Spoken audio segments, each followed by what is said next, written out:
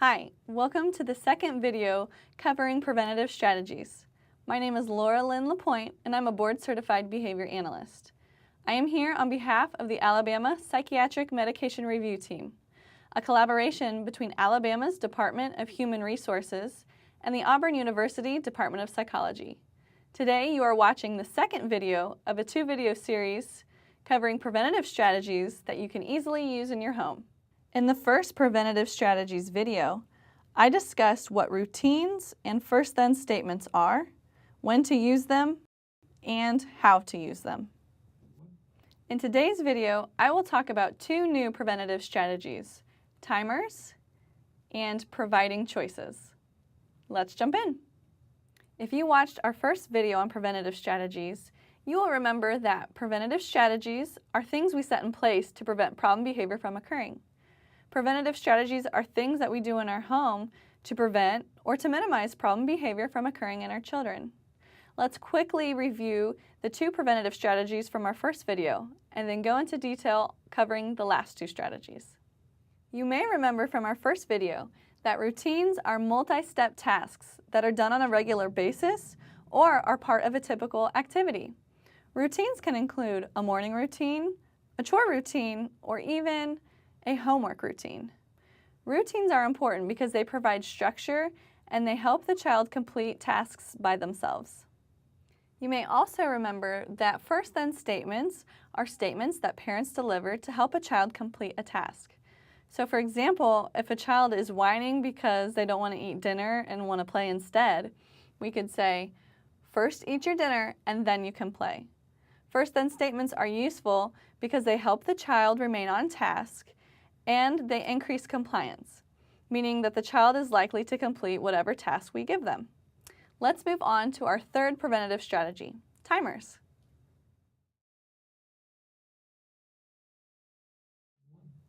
Timers. We all know what timers are.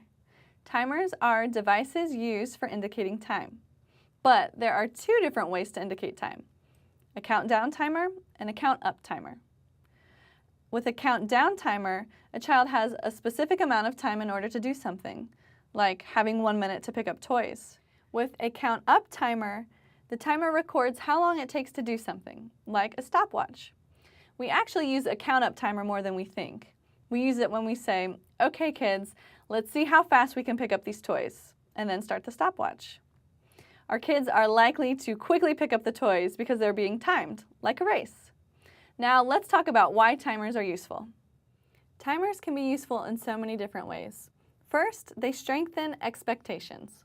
When we give an instruction to our child, we now have a visual, a time to indicate what our expectation is.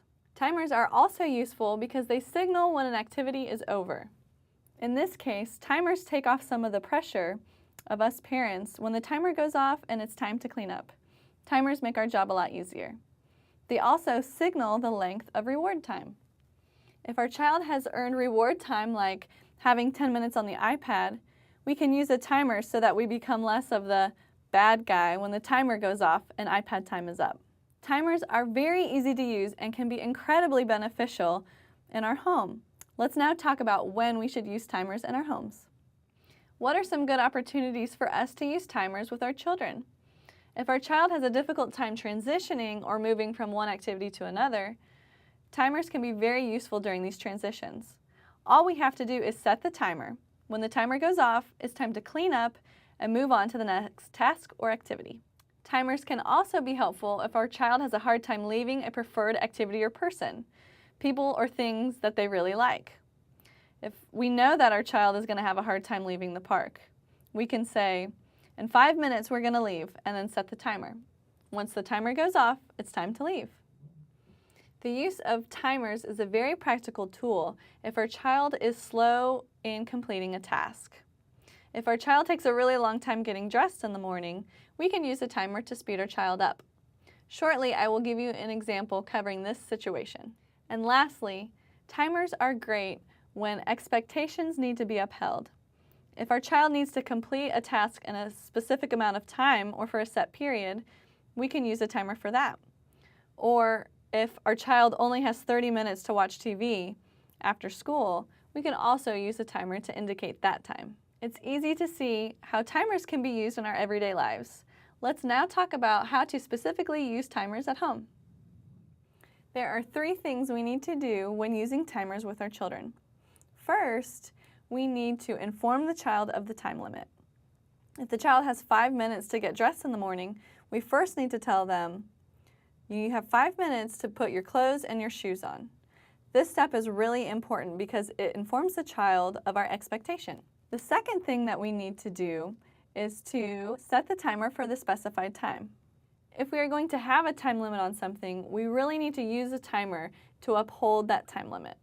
And the last thing that we need to do is to uphold the time limit when the timer goes off. It does us no good if the timer goes off and we allow our child to continue watching TV. When the timer goes off, the child needs to be done and to move on to the next activity. Timers are very easy to use, and with these steps, you'll have it in no time. Let's do some quick examples.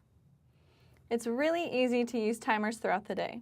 We can use timers on stopwatches, on a kitchen stove, or on regular watches.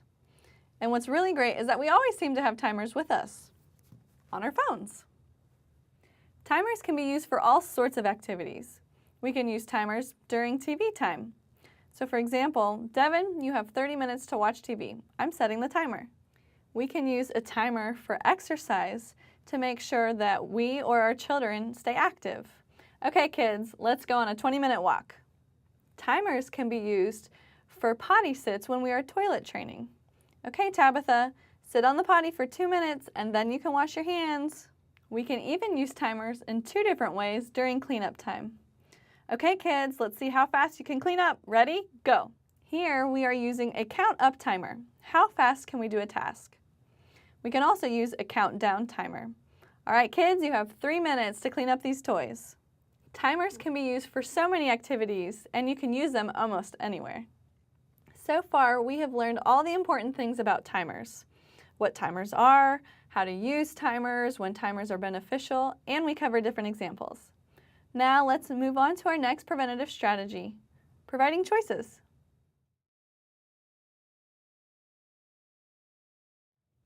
Choices. What do I mean by choices? It's pretty simple. Choices are options provided to our children. It's pretty easy to use once we get the hang of it. We could say, would you like to draw a picture or do a puzzle? And we just use the preventative strategy of choice. Let's do some quick examples. There are lots of opportunities to use choice during mealtime. Would you like to use this plate or that plate? Would you like a fork or a spoon? Would you like to have milk or water for dinner? Would you like to have carrots or cucumbers for lunch? The choices are endless. It's also very easy to use choice during playtime. Do you want to play upstairs or downstairs? Do you want to play with a puzzle or do you want to draw a picture? Do you want to play alone or do you want to play by yourself? Providing choices is such an easy thing to do even during the difficult part of the morning, getting dressed. Do you want to wear these shoes or those shoes? Short sleeve or long sleeve? This shirt or that shirt? The possibilities really are endless. Lastly, we can use choice for exercise. Do you want to ride your bike or do you want to go on a long walk? Providing choice is really an easy tool that can go a long way. Using choices can really help our children. By using choices, we can reduce problem behavior. Using choices can easily eliminate some problem behavior, which is always a good thing for us. Choices also provide options. The ability for children to be able to choose between 2 things helps to maintain peace in our homes. Choices can even help with transitions from one activity to another. If a child has to leave a preferred activity, it might be easier to do so if options are provided of what to do next. Lastly, choices can be used as a reward for appropriate behavior. When children earn a reward for appropriate behavior, it's best to provide the child with options of the reward. Now, let's talk about when to use choices in the home. What are some good opportunities to use choices in the home? If the child has a really difficult time making decisions like what to wear or what homework task to do first, providing choices can really help.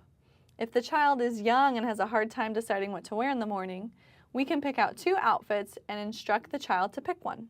Providing choices is also a good way to go when lots of demands are being placed on the child.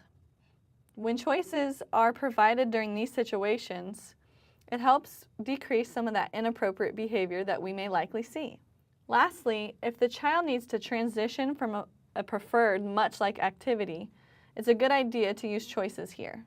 For example, if it's time for the child to stop playing and come eat dinner, we could say, "Would you like to set the table or would you like to cut the dessert?"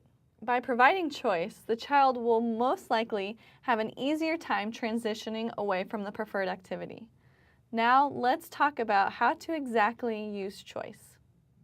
There are 3 steps that we need to use in order to actually use choice. First, we need to think about which options to offer the child. In order for us to even provide a choice, we need to have options that are available to the child. Next, we only want to offer the child 2 options. Providing more options will make it really difficult for the child to choose. And leaving it open-ended, "What do you want to do now?" can leave room for problems. Stick with providing the child with 2 good options. And if there's something that is not available to the child, don't provide it as an option. The last thing to do is to stick with the options provided. If we offer the child to play with a puzzle or to do a board game, we need to stick with those options. If the child would rather do something else, we could say, "You can either choose to play with the board game or do a puzzle, and we can go play outside later." Let's move on to a quick example to see just how easy it is to provide choices. In this example, we have Tabitha, who is a 6-year-old child. She is currently at home with her caregiver, and it's time for snack. Usually during snack time, Tabitha argues with her caregiver about what to eat for snack. How can we use choice to help this situation? Let's go through our 3 steps again. What options do we have to offer the child? What do we have available? We have applesauce, peanut butter crackers, pudding, string cheese, and raisins. Now that we know what's available, we can offer the child 2 options. We can say, "It's time for snack. Would you like to have peanut butter crackers or string cheese?" The last step is to stick with the options provided. Since we offered peanut butter crackers or string cheese, the child needs to choose one of those options. By sticking with our options, we are less likely to argue back and forth with our child. Today, we talked about how to use timers and choices as preventative strategies for our foster children. And in the first video, we reviewed routines and first-then statements. I hope that these overviews help you with using these preventative strategies at home on a daily basis. On behalf of the Alabama Psychiatric Medication Review Team, thanks for watching.